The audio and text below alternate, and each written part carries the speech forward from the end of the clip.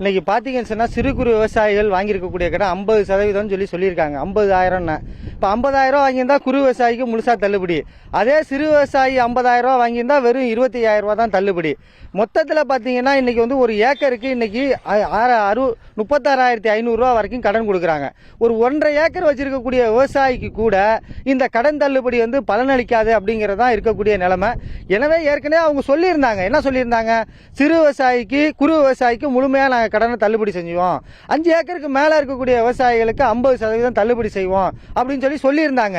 சொன்னதை செய்ய சொல்றோம் நாங்க, அவ்வளவுதான். ஆனா இன்னைக்கு இந்த அறிவிப்புனால ஒரு 5,000 ரூபாய் அப்படிங்கிறது மட்டும் எந்த விதத்திலையும் விவசாயிகளுக்கு பலனளிக்கக்கூடியதாக இருக்காது அப்படிங்கிறதான். இப்ப பாருங்க, காவிரி டெல்டாவில் இன்னைக்கு வந்து மேட்டூர் அணையில சுத்தமா தண்ணியே இல்லை.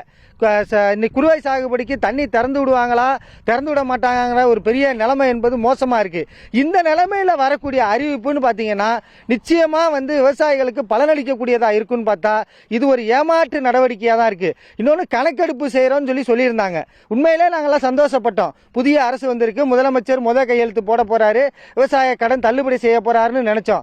கணக்கெடுப்புன்னு சொல்லி ஏற்கனவே பாத்தீங்க கூட திமுக அரசுல அதிகாரிகள் தான் ஆட்சியை நடத்துறாங்கன்னு. நீங்க பயனாளி எண்ணிக்கை வந்து இவங்க அதிகமா சொல்றதுங்கிறது இந்த குழுக்கடன் வாங்கி இருக்கக்கூடிய விவசாயிகளை கணக்கில் எடுத்துக்கிட்டு குழுக்கடன் வாங்கி இருக்கவங்க எல்லாம் சேர்த்து வச்சு அவங்க சொல்லிட்டு இருக்காங்க.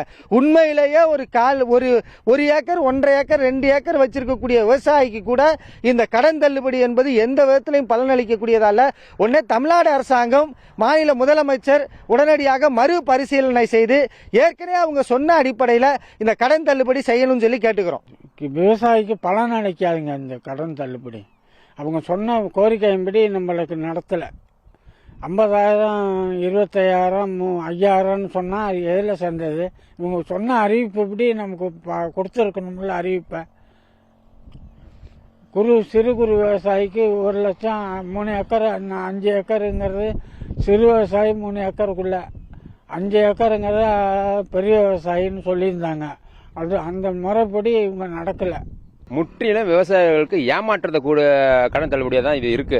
அவங்க சொன்னது ஒன்று, இப்போ செஞ்சிருக்கிறது ஒன்றா இருக்கு. 5 ஏக்கருக்கு மேலே உள்ளவங்களுக்கு 50% தள்ளுபடின்னு சொல்லி சொன்னாங்க தேர்தல் அறிக்கையில். ஆனால் இப்போ 4 ஏக்கருக்கு அவங்களுக்கும் தள்ளுபடி கிடையாது, 5 ஏக்கருக்கும் தள்ளுபடி கிடையாது. 5,000 ரூபா தள்ளுபடி. ஒரு விவசாயிக்கு 5,000 தள்ளுபடினா ஒரு நாளுக்கு வண்டி ஓட்டுறதுக்கு கூலி கூட அது ஆகாது சார். இது முற்றிலும் ஏமாற்றக்கூடிய விஷயம் தான். அந்த விவசாயிகள் ரொம்ப வேதனையில இருக்காங்க. தஞ்சாவூர் மாவட்ட டெல்டா விவசாயிகள் ரொம்ப வேதனை இருக்காங்க. அவங்க முதலமைச்சர் வந்து என்ன சொன்னாங்க, இப்போ இருக்க முதலமைச்சர் விவசாயிகள் தள்ளுபடின்னு சொல்லி சொன்னாங்க. ஆனால் விவசாயிகள்லாம் ஆர்வமா எல்லாமே சரி விவசாயிகள் தள்ளுபடி இருந்தோம். ஆனால் முற்றிலும் ஏமாற்றக்கூடிய விஷயமா இருக்கு சார். ரொம்ப ரொம்ப ரொம்ப ரொம்ப இது ஏமாற்றக்கூடிய விவசாயிகளுக்கு ரொம்ப ஏமாற்றத்தை அடைஞ்சிருக்காங்க சார். இது மறுபரிசீலனை செஞ்சு முதலமைச்சர் அவர்கள் அவங்க கவனத்துக்கு கொண்டு போய் மறுபரிசீலனை செஞ்சு விவசாயிகளுக்கு உரிய தள்ளுபடியை பெற்றுத்தரும் சார்.